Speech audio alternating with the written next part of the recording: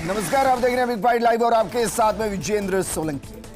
जयपुर से लेकर राजस्थान के हर कोने में एक सवाल पूछा जा रहा है कि मंगलवार को मुख्यमंत्री का जो चेहरा सामने आएगा वो कौन होगा, क्योंकि रविवार छत्तीसगढ़ का रहा और रविवार ने छत्तीसगढ़ को आदिवासी मुख्यमंत्री दिया। सोमवार मध्य प्रदेश का रहा और सोमवार ने मध्य प्रदेश को ओबीसी मुख्यमंत्री दिया। अब मंगलवार राजस्थान का होगा, क्योंकि कल यह माना जा रहा है कि 1 बजे से बैठक शुरू होगी और 4 बजे के आसपास अगले 5 साल राजस्थान की सेवा बतौर मुख्यमंत्री कौन करने वाला है या कौन करने वाली है, यह चेहरा साफ हो जाएगा। तो सवाल यह है कि आदिवासी, ओबीसी और लेफ्ट सी में किसका चेहरा कल दिखाई देगा। आज बात इसी मुद्दे पर।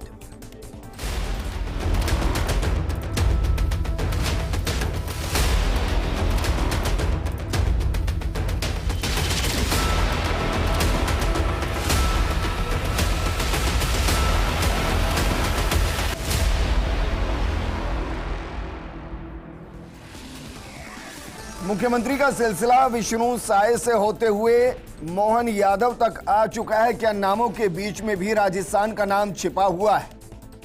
सवाल यह भी है कि आदिवासी, ओबीसी के बाद लेफ्ट सी में आपको कौन दिखाई देने वाला है, क्योंकि जो भी चेहरा दिखाई देगा वो 2024 की पटकथा को कम से कम राजस्थान और राजस्थान से लगती सीमाओं को प्रभावित करता नजर आएगा। क्योंकि जो समस्या वो समस्या है कि विष्णु सहाय के जरिए उस कोर वोटर को लुभाने की कोशिश की गई जो खुद छत्तीसगढ़ में 30% और मध्य प्रदेश के कई हिस्से को छूता है। मोहन यादव के जरिए मध्य प्रदेश के साथ साथ उत्तर प्रदेश और हरियाणा में यादव वोटर को लुभाने की कोशिश की गई, जो एक बड़ी तादाद है।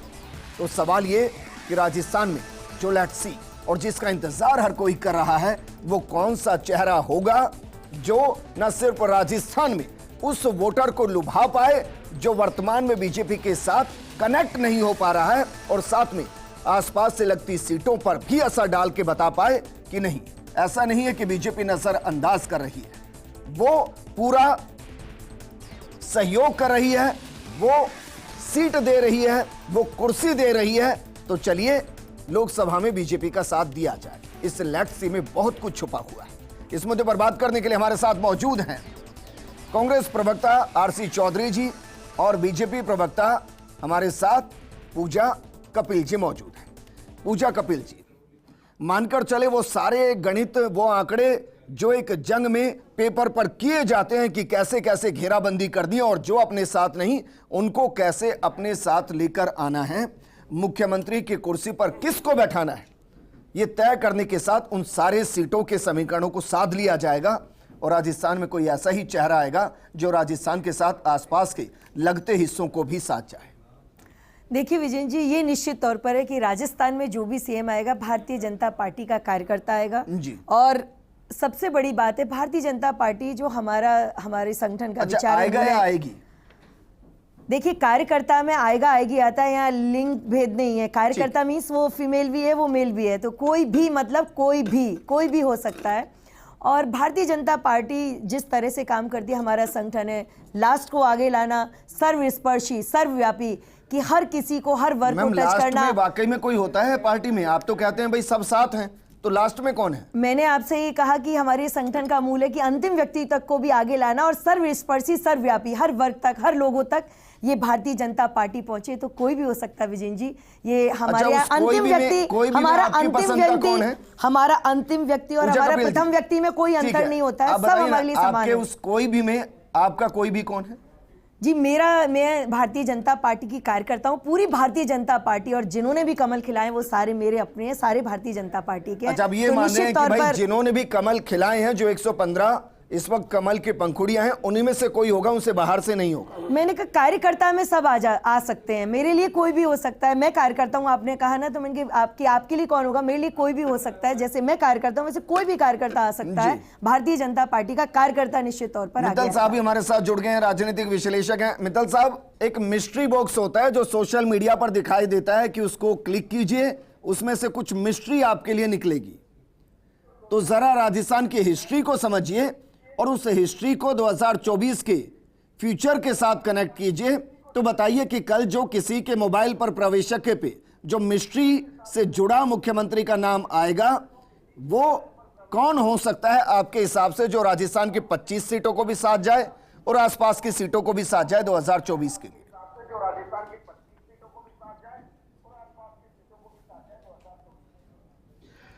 देखिए विजेंद्र, ये जो अभी मध्य प्रदेश और छत्तीसगढ़ के अंदर जो मुख्यमंत्रियों का चयन हुआ, जिस तरीके से, मैं इसके कुछ आंकड़े आपको बताना चाहता हूँ। कांग्रेस अक्सर ये बात कहती है कि ओबीसी पर भारतीय जनता पार्टी ध्यान नहीं दे रही है, और राहुल गांधी जी इस बात को बार बार कहते हैं कि क्या नाम से जो ओबीसी के आईएएस अफसर नहीं है, सरकार वो चलाते हैं। तो मैं आपको बताना चाहता हूँ, यूपी में 54% ओबीसी हैं, बिहार में 63% ओबीसी हैं और हरियाणा में 28% ओबीसी हैं। इसी प्रकार जो यादव जाति के लोग हैं वो यूपी में 10, बिहार में 14 और हरियाणा में 10। तो कुल मिला के जो ओबीसी देश में है उसका 44% है।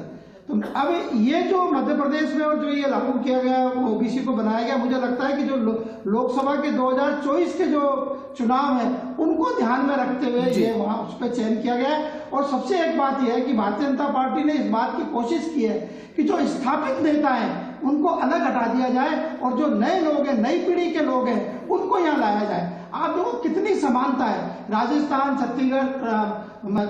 छत्तीसगढ़ और मध्य प्रदेश और उसके बाद राजस्थान। समानता क्या है कि आपने पहले 10 तारीख को छत्तीसगढ़ की मीटिंग की और उसके बाद में वहां पे 13 तारीख को शपथ ग्रहण समारोह है। अब 12 तारीख को मध्य प्रदेश में किया तो आपका क्या नाम है 14 तारीख को शपथ ग्रहण समारोह है। राजस्थान में 13 तारीख को होगा तो 12 तारीख को होगा, तो 15 तारीख को शपथ ग्रहण समारोह होगा। तो सब जगह समानता नजर आ रही है और जो पुराने लोग हैं उनको हटा के नए लोगों को लाने की कोशिश की जा रही है। मुझे तो मैंने इसलिए तो आपको जोड़ा मित्तल साहब, समानताओं को इकट्ठा कीजिए और बताइए कौन सा चेहरा यहां दिखाई दे रहा है आपको?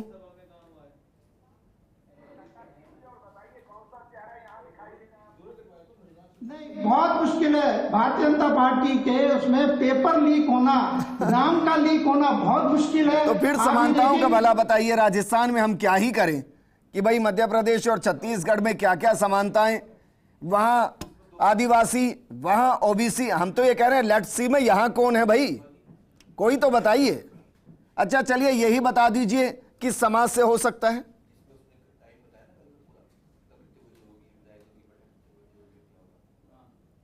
देखिए मैं विजेंद्र, मैं कह रहा हूं आपको कि बड़ा मुश्किल है ये।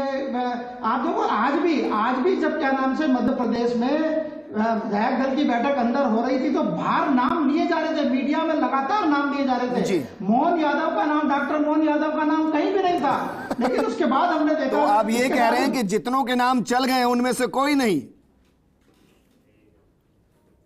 जो आपके मीडिया में प्रसारित हुई है, उसके थोड़ा सा आइडिया लगाया जा सकता है कि आज सीपी जोशी ने राज्यवर्धन सिंह राठौड़ को बुला के बात की है। तो मैं ये नहीं कहता कि राज्यवर्धन सिंह राठौड़ हो सकते हैं, लेकिन कयास लगाए जा सकते हैं, लेकिन अभी ये नहीं कहा जा सकता कि कौन हो।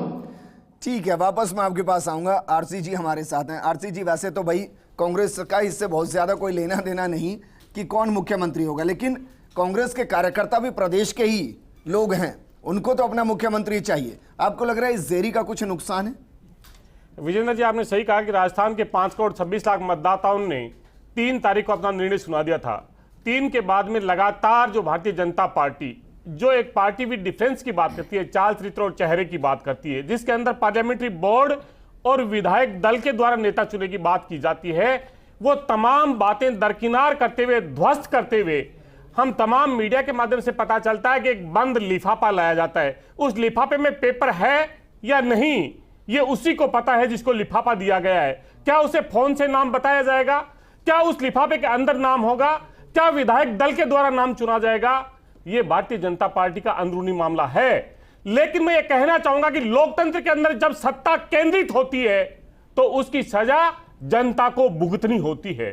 यहां पे जो तमाम आप राज्यों के जो मुख्यमंत्रियों की चर्चा कर रहे हैं, राजस्थान की जो आप तलाश कर रहे हैं, इसका मतलब केंद्र में 2 लोग जो बैठे हुए हैं, कोई भी इस बात का प्रेडिक्ट नहीं कर पा रहा है, कोई भी ये कहने को तैयार नहीं है कि विधायक दल के द्वारा हमारा नेता चुना जाएगा। नेता वो लोग चुनेंगे। ये राजस्थान के 8 करोड़ जनता के लिए बड़े दुर्भाग्य की बात है कि उन जनादेश के माध्यम से उनका नेता नहीं चुना जा रहा। जो मेरे पास जानकारी है कि बीजेपी थोड़ी नहीं बहुत ज्यादा अपग्रेड हो गई है। वो प्रवेशकों को एसएमएस के थ्रू बताती है कि ये नाम है, ना लिफाफा आता है और ना फोन आता है, एसएमएस के थ्रू आ जाता है। लिफाफे की आदत है, दूसरी चीज लिफाफे की आदत है, उबर नहीं पा रहे दिल्ली उससे। जो फैसला लेती है आरसीजी, अब देखिए ना, मोहन यादव को शिवराज सिंह चौहान आशीर्वाद दे रहे हैं, बाकी के जितने लीडर हैं वहां वो सब वहां मुस्कुरा रहे हैं और एक ही फ्रेम में, और वो राजभवन तक गए हैं।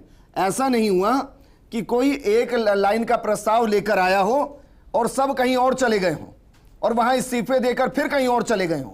ऐसा नहीं हो रहा है। विजेंद्र जी, मैं कहना चाहूंगा कि आपने जो बात कही, हो सकता है मैं टेक्नोलॉजी से अपग्रेड ना हूं, लेकिन राजस्थान की जनता निश्चित रूप से चाह रही है कि जो उन्होंने वादे किए थे घोषणा पत्र के माध्यम से, किसान की सम्मान निधि की बात हो, पेट्रोल डीजल हरियाणा और पंजाब से सस्ता हो, 450 रुपए का सिलेंडर हो, चाहे तमाम जो उन्होंने जो वादे किए, वो वादे राजस्थान की जनता को सौगात 7 दिन पहले मिलती बेहतर होता। भारतीय जनता पार्टी के अंदर लोकतांत्रिक व्यवस्था ध्वस्त हो चुकी है, इस बात को आप अंतःकरण से स्वीकार करेंगे। हम सिर्फ इतना कहना मैं चाहते नहीं हैं, करूंगा क्योंकि मैं आप क्यों नहीं कह सकते, नहीं कह सकते। मैं आपसे चाहता नहीं कि आप जी। इस चीज पे कोई टी पार्टी क्यों नहीं करें, लेकिन क्योंकि वो ये पार्टी तय का मामला है ना हाँ, भाई। पार्टी का मामला है। ठीक है। लेकिन आपने सही कहा कि राजस्थान की 8 करोड़ जनता का तो इससे भविष्य जुड़ा हुआ है। जी। आप तो हरियाणा लेकिन चले जाएंगे, हम तो चाहते हैं एक कि हमारी आवाज एक हो। रस्म अदायगी तो भाई कांग्रेस को भी करनी है, नेता प्रतिपक्ष बनाना है, उपनेता प्रतिपक्ष बनाना है। इसके अलावा भी 1-2 विधानसभा के अंदर चीजें होती हैं, पद होते हैं जिस पर कांग्रेस को अपने नेताओं को बैठाना है। मैं जानना चाह रहा हूं कि उसमें देरी क्यों हो रही है। विजेंद्र, मैं कहना चाहूंगा निश्चित रूप से राजस्थान के अंदर कांग्रेस को एक सशक्त विपक्ष की भूमिका दी गई है। उस भूमिका का निर्वहन करने के लिए हमारी विधायक दल की जो मीटिंग है वो हो चुकी है, बात हो चुकी है जी। हमें जब ये अपना नेता चुन लेंगे तब हम प्रतिपक्ष का नेता इनके सामने रख देंगे। अजय, कोई क्योंकि- लोकतांत्रिक व्यवस्था है नहीं, क्या भाई? लोकतांत्रिक- ऐसा होना चाहिए। मुझे पता नहीं। हाँ, मैं कहना चाहूंगा कि विपक्ष का नेता तो विधानसभा के अंदर मुद्दों को उठाएगा।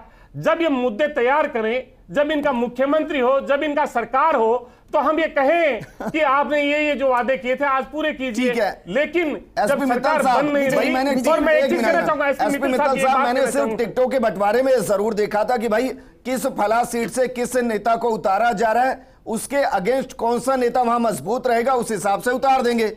ये मैं विधानसभा में पहली बार देख रहा हूं कि ये देखा जा रहा है वेट एंड वॉच, कि जरा देखते हैं मुख्यमंत्री कौन सी जाति का होगा, कौन होगा, उसके हिसाब से हम नेता प्रतिपक्ष उतारेंगे। वाकई में कांग्रेस के पास इतने विकल्प हैं कि नेता प्रतिपक्ष पर जिसको चाहे उसको बैठा दे।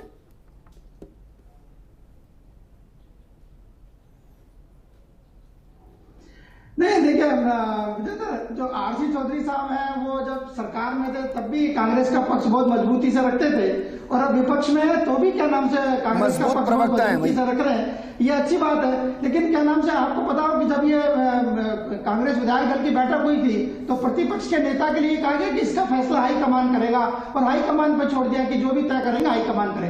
यानी आप चाहे राजनीतिक प्रक्रिया कुछ भी हो, लोकतांत्रिक प्रक्रिया कुछ भी हो, लेकिन एक पार्टी में हाईकमान होता है जिसके माध्यम से सारे। लेकिन मित्तल साहब, मेरे पास जानकारी नहीं है, उसमें आगे ये तो नहीं कहा गया था कि भाई हाईकमान जिसको तय करेगा, अगर वो हमारी पसंद का नहीं हुआ तो फिर हम मानेंगे नहीं। ये तो नहीं कहा गया साथ में, लेकिन उसमें सर्वसम्मति हो रही है। हाँ बिल्कुल विजेंद्र, मैं कह रहा हूं जो नाम है वो नाम पे सबकी सर्वसम्मति हो रही है। कोई ये नहीं कह रहा है कि हम क्या नाम से इस नाम को नहीं मानेंगे। चाहे हमने छत्तीसगढ़ में देखा, चाहे मध्य प्रदेश में देखा, और कल फिर राजस्थान की बारी भी है, तो राजस्थान में भी ये देखने को मिलेगा कि जो नाम आएगा उस पर होगा। लेकिन ये बात सही है कि आज जिस तरीके से भोपाल के अंदर केंद्र के जो पर्यवेक्षक है वो सीधे सबसे पहले शिवराज सिंह जी के घर गए, तो हो सकता है कल राजनाथ सिंह आए तो वो क्या नाम से वसुंधरा राजे के घर जाए, फिर उनको साथ लेके आए, फिर उनकी सारी प्रक्रिया है। पूजा कपिल भाई, एक बात की नाराजगी तो मेरी रहेगी बीजेपी से, और वो ये रहेगी कि राजस्थान वीरों का प्रदेश रहा है, यहाँ जंग को फ्रंट फुट पर लड़ा गया मैम, और बलिदान होते हैं उसके लिए। 3 राज्यों में जीते और सबसे अंत में आप राजस्थान का फैसला कर रहे हो, इतनी नाइंसाफी क्यों? नहीं, ये कोई नाइंसाफी जैसा विषय ही नहीं विजय जी। निश्चित तौर पे छत्तीसगढ़ देखिए एक लोकतांत्रिक प्रक्रिया में, वैसे मेरे साथी प्रवक्ता भारतीय जनता पार्टी की लोकतांत्रिक व्यवस्था पर सवाल उठा रहे थे। सब लोग बहुत अच्छे से जानते हैं कि इनके यहाँ किस तरह गला घोटा जाता है लोकतांत्रिक प्रक्रिया का।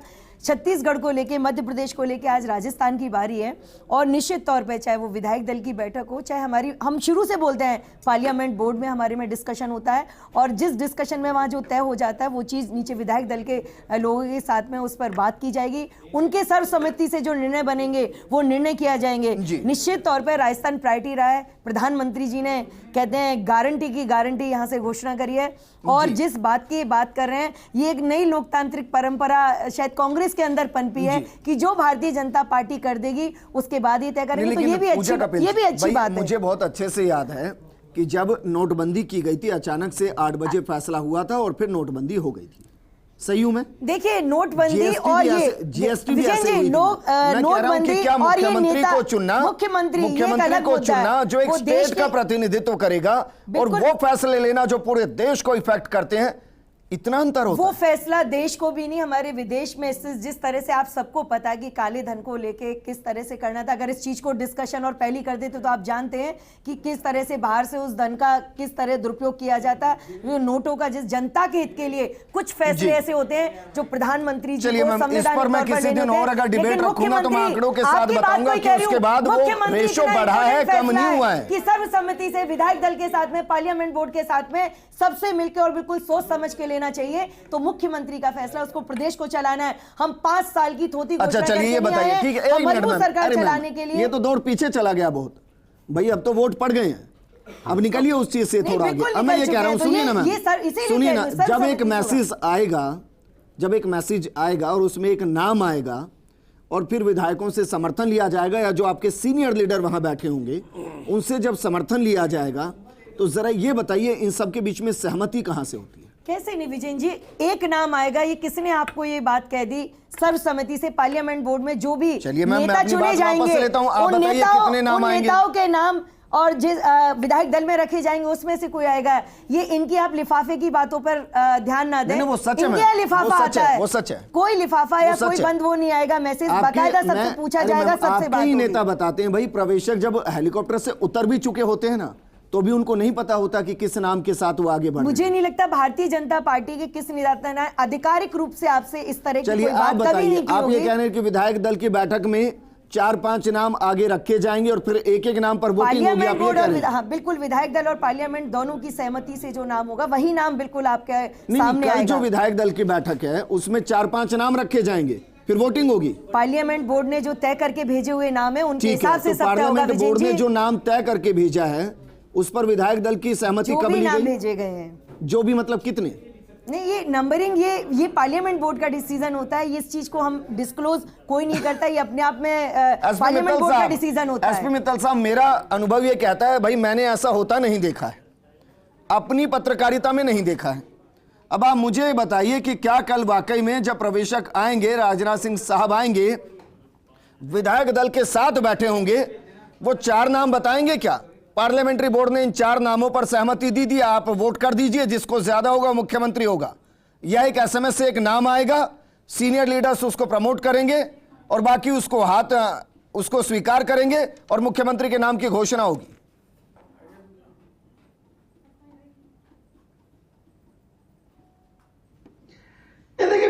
ये जो आप जो कह रहे हो कि 4 नाम रखेंगे, 4 नाम तो क्या नहीं रखेंगे, 4 नाम तो ऐसी मुझे कोई लगता नहीं होगा। एक ही नाम रखा जाएगा और एक नाम पर सर्वसम्मति होगी, इसमें कोई दो राय नहीं है। और जो लोग भी इसके अब तक दावेदार हैं उनको शायद मुझे इस बात से संतोष करना पड़ेगा कि भी यदि मान लो मैं नहीं बना तो वो सामने वाला भी नहीं बना, ये जरूर होगा। जैसे हम इस संदर्भ में वसुंधरा राजे का देखें कि यदि वसुंधरा राजे नहीं बनी तो गजेंद्र सिंह शेखावत भी नहीं बने, अर्जुन राम मेघवाल भी नहीं बने, अश्वनी वैष्णव भी नहीं बने। ये जरूर क्या नाम से एक दूसरे को संतोष। लेकिन मित्तल साहब, मैं माफी के साथ रोक रहा हूं, आपने जो 4 नाम लिए हैं सर, उनमें से 3 ने विधानसभा का चुनाव नहीं लड़ा है और मैं छत्तीसगढ़ और मध्य प्रदेश को देखता हूं तो उन्होंने जो जीते हैं उनमें से ही मुख्यमंत्री बनाए हैं।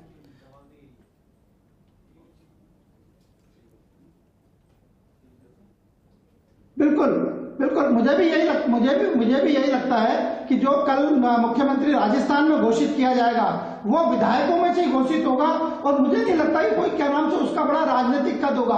छोटा कद भी हो सकता है, 2 बार का भी बन सकता है, 1 बार का भी बन सकता है, 3 बार का भी बन सकता है। और जिस तरीके से क्या नाम हमने देखा कि छत्तीसगढ़ में आदिवासी को लाए, मध्य प्रदेश में ओबीसी को लाए, अब राजस्थान के अंदर हम ये देख सकते हैं कि क्या एससी वर्ग का आएगा या सामान्य वर्ग का आएगा या फिर महिला वर्ग का आएगा। क्योंकि नरेंद्र मोदी अक्सर बार बार ये कहते हैं कि मेरी नजर में 4 जाति हैं और जब 4 जाति गिनाते हैं उसमें से एक क्या नाम से नारी शक्ति को भी गिनाते हैं। तो हो सकता है कि राजस्थान के अंदर, अब मैं बताना चाहता हूँ, राजस्थान में भारतीय जनता पार्टी की 9 महिला विधायक है।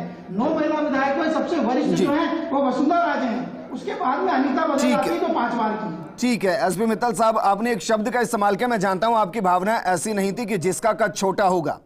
किसी का भी कद अपना व्यक्तिगत तौर पर छोटा नहीं होता सर, सब बड़े होते हैं। और एक विधायक जीत का तो सोचिए 2 लाख लोगों के प्यार मोहब्बत से वो जीता है, तो बिल्कुल छोटा नहीं हो सकता।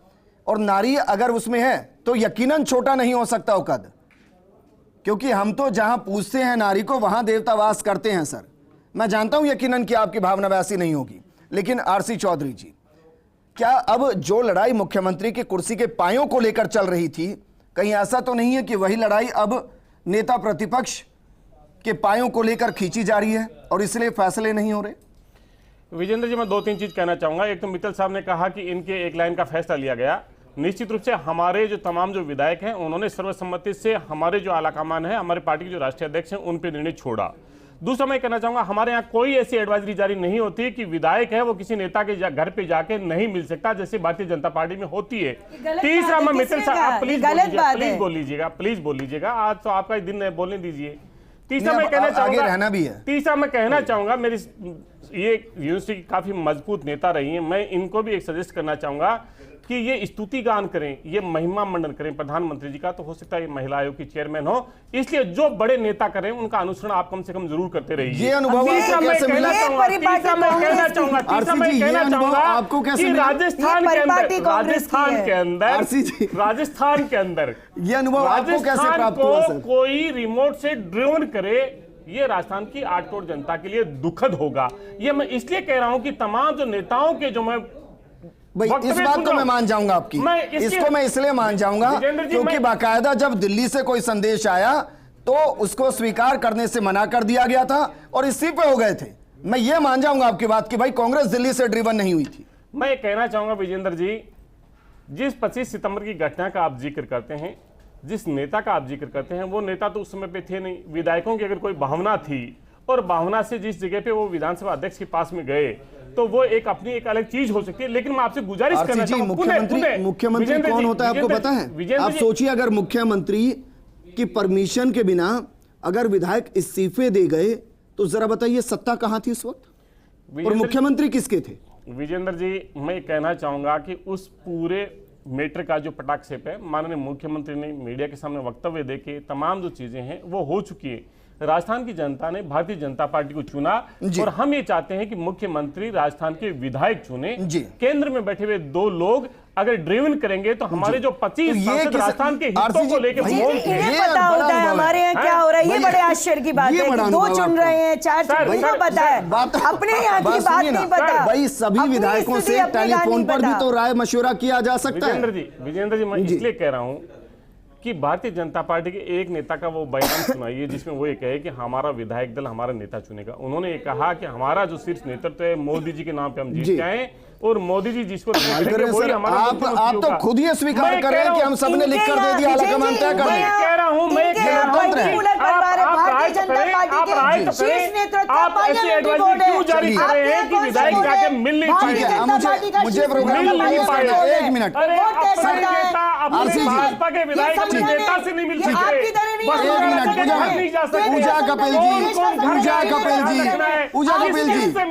पूजा कपिल जी, जो पेड़ बड़ा होता है ना मैम, वो छाया देता है। आपकी सरकार है, उनको मौका दीजिए, विधानसभा में भी दीजिएगा, यहां भी दीजिएगा, ऐसा नहीं होता। लेकिन आरसी जी, एक लाइन में जवाब दीजिए, मुख्यमंत्री चुने के कितने दिनों के बाद या कितने घंटों के बाद आप नेता प्रतिपक्ष दे देंगे? मैं ये कहना चाहूंगा कि जिस दिन कांग्रेस पार्टी को विपक्ष में दायित्व दिया गया, कांग्रेस पार्टी का हर कार्यकर्ता और हर नेता विपक्षी भूमिका में तैयार है। तो समस्या है सर, का सदन चक्र यही समस्या है सर। 3 दिसंबर से पहले सारे मुख्यमंत्री समझते थे खुद को। हमने तो जनता के जनादेश को सिरोधार्य करके हमारी भूमिका का निर्वहन कर रहे हैं। पूजा आखिर कपिल सत्ता जी, की कुर्सी से दूर कोई क्यों एक भाग रहे हैं? संभावना बार-बार बताइए मैम, पूछिए। मुख्यमंत्री कौन हो सकता है? कोई एक अपनी इच्छा से। विजयन जी, मेरी इच्छा से भारतीय जनता पार्टी का कोई भी कार्यकर्ता विदा होगा, कोई भी अप्रत्याशित हो बेहतरीन सकता है। मैम, शुक्रिया कोई हमारे भी- साथ जुड़ने के लिए। आरसी जी आपका भी शुक्रिया, एसपी मित्तल साहब आपका भी शुक्रिया। इस लेट्स सी में कौन होगा, आप यकीन मानिए जो भी होगा फर्स्ट इंडिया सबसे पहले आपको बताएगा और उसका पूरा विश्लेषण भी करेगा। नमस्कार।